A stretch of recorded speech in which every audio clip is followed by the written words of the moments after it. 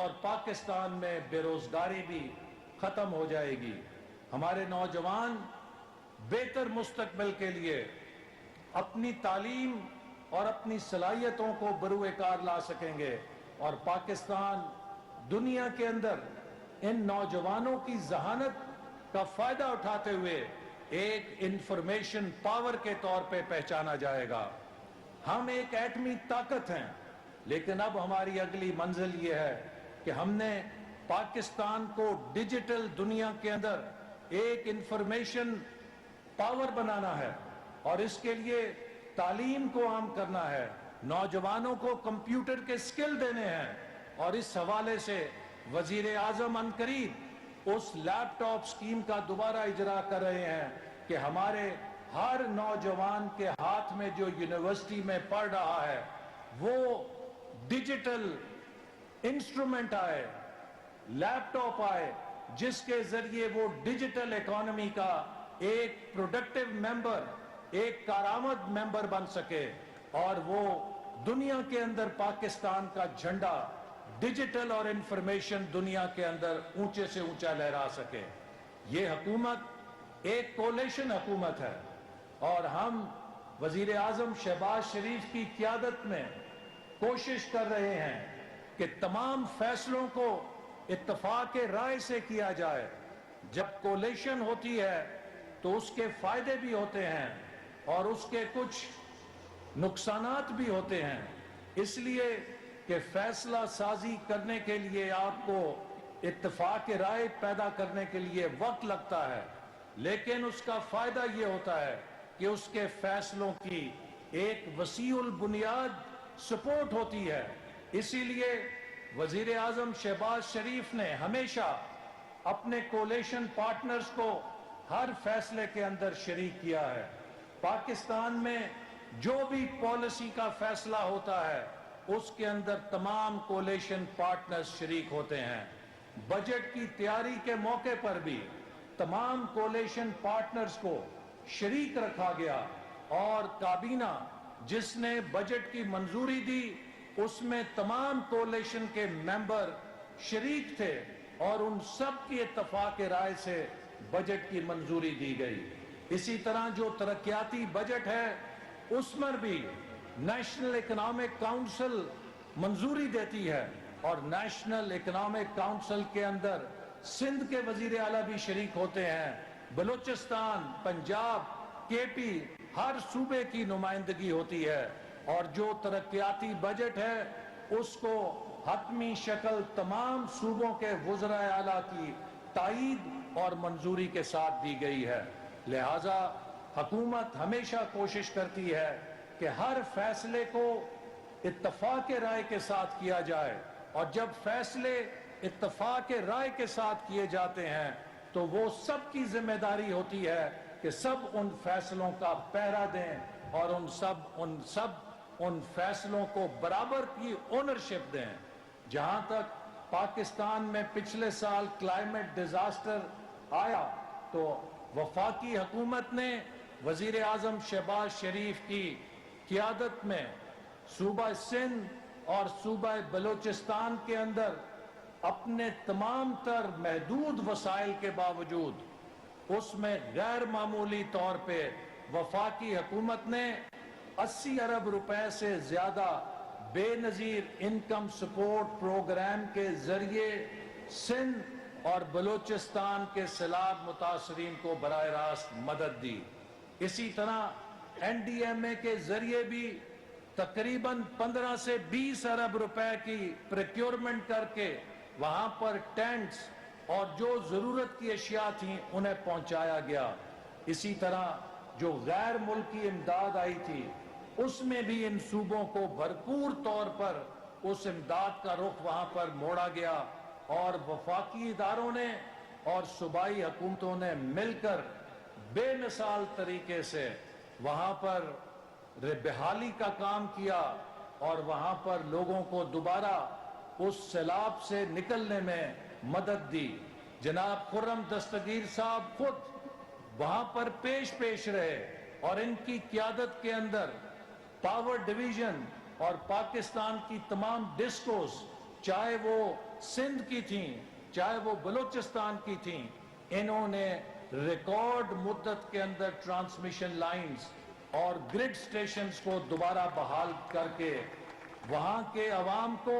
وفاقی حکومت کے ہونے کا احساس دلایا کہ وفاقی حکومت ان کے غم میں شریک ہے۔ اسی طرح جنیوا کانفرنس کے اندر جو بین الاقوامی امداد حاصل کی گئی، اس میں بھی ہماری پوری کوشش ہے کہ صوبہ سندھ اور صوبہ بلوچستان کے اندر جو بحالی کا عمل ہے اس امداد کے ذریعے اس کو تیزی کے ساتھ آگے بڑھایا جا سکے۔ لیکن ساتھ ہی ساتھ ہمارا فرض ہے کہ ہم اس قومی جذبے کے تحت اس بحالی کے عمل کو کریں، اور میں سمجھتا ہوں کہ ہم سب ذمہ دار سیاستدان ہیں اور ہم سب کو ملک کے جو حالات ہیں، جو اس وقت کی معاشی صورتحال ہے کہ جس میں عمران خان نے مسلسل ملک میں سیاسی بے یقینی پیدا کر کے پاکستان کی معیشت کو تباہ کرنے کی سازش کی، پاکستان میں پولیٹیکل انسرٹنٹی کے ذریعے معیشت کو جھٹکے دینے کی کوشش کی، تو میں امید کرتا ہوں کہ ہمارے کولیشن پارٹنرز جو کہ بہت ذمہ داران ہیں، انہیں بھی اس بات کا احساس ہوگا کہ جلسوں کے اندر، عوام کے اندر جب آپس میں تنقید کی جائے گی تو اس سے سیاسی بے یقینی پیدا ہوتی ہے۔ اور اگر آپ کے کوئی شکایات ہیں تو وزیر اعظم نے ہمیشہ آپ کی شکایات کو دور کیا ہے، لہٰذا ہمیں جلسوں میں باتیں کرنے سے پرہیز کرنا چاہیے اور اپنی کمیٹیوں کے اندر، کابینہ کے اندر بیٹھ کر باتیں کرنی چاہیے تاکہ ہم ملک کے اندر کسی قسم کی سیاسی بے یقینی کو فروغ نہ دیں، جو کہ عمران خان کا شیوا تھا۔ اگر عمران خان کا یہ فرنٹ بند ہوا ہے تو ہمیں آپس میں ایک دوسرے کے خلاف نیا فرنٹ کھولنے سے پرہیز کرنا چاہیے، کیونکہ پاکستان ابھی خطرات سے پوری طرح نہیں نکلا ہے۔ ہم سب پر ذمہ داری ہے کہ ہم اپنی قومی ذمہ داری کو محسوس کرتے ہوئے ایک ٹیم کی حیثیت میں پاکستان کو اس طوفان سے نکالنے کے لیے اپنا کردار ادا کریں۔ وزیر اعظم شہباز شریف اپنے کولیشن پارٹنرز کو مسلم لیگ نون سے بھی زیادہ اہمیت دیتے ہیں، اور بسا اوقات ہم مسلم لیگ نون والے شہباز شریف صاحب سے شکایت کرتے ہیں کہ آپ تو کولیشن پارٹنرز کو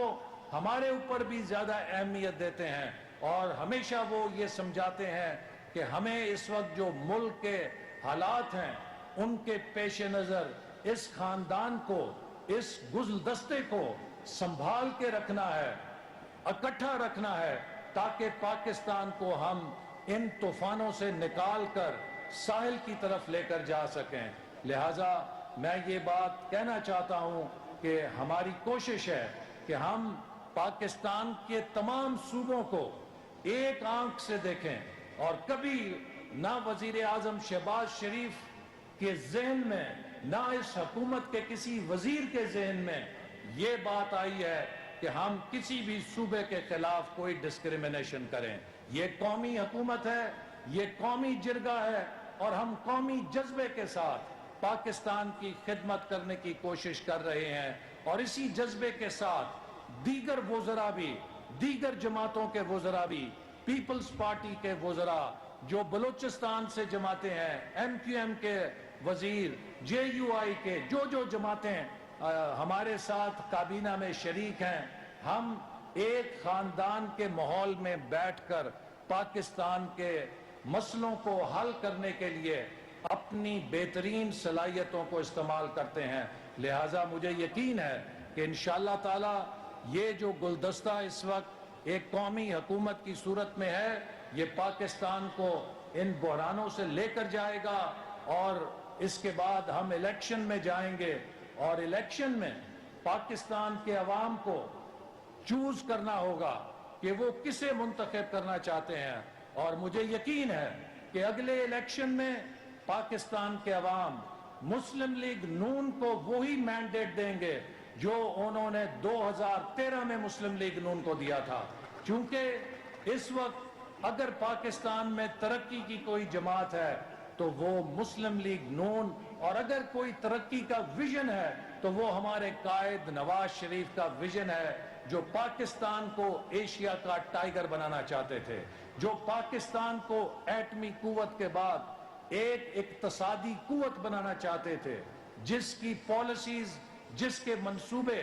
آج بھی ملک کے چپے چپے پر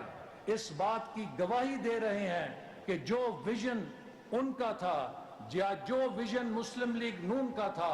ایسا ویژن کسی اور جماعت کے پاس نہیں ہے، اس لیے کہ کسی اور جماعت کی یا کسی اور حکومت کی کوئی نشانی ایسی نہیں ہے جو ترقی کی نشانی ہو، جو ترقی کی پالیسی ہو۔ ہر طرف آپ کو چاہے موٹر ویز ہوں، چاہے بندرگاہیں ہوں، چاہے سی پیک ہو، چاہے ہوائی اڈے ہوں، چاہے توانائی کے منصوبے ہوں، چاہے یونیورسٹیاں ہوں، چاہے آئی ٹی ٹیکنالوجی ہو، چاہے فائبر آپٹک کیبل ہو، ہر وہ منصوبہ جو پاکستان کی ترقی کے لیے تاریخ ساز منصوبہ تھا، اس کے اوپر آپ کو نواز شریف صاحب کی مہر نظر آئے گی۔ انہی الفاظ کے ساتھ میں اپنے بھائی خرم دستگیر کو دوبارہ خوش آمدید کہتا ہوں، ان کا شکریہ ادا کرتا ہوں کہ آج نارووال ضلع کو ضلع بنے ہوئے کتنے سال بیت گئے تھے، لیکن گیپکو میں کنسٹرکشن ڈویژن نے ہمیں آج بھی سیالکوٹ ڈویژن کا حصہ رکھا ہوا تھا اور ہماری ضلعی خود مختاری کو تسلیم نہیں کیا ہوا تھا۔ تو آج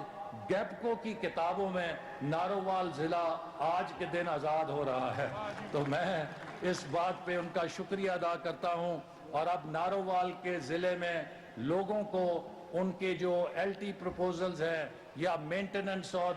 نیا کام ہے، اس کے اندر زیادہ التوا کا نشانہ نہیں بننا پڑے گا، اور ان کے تمام جو منصوبے ہیں بر وقت مکمل ہوں گے۔ پاکستان زندہ باد۔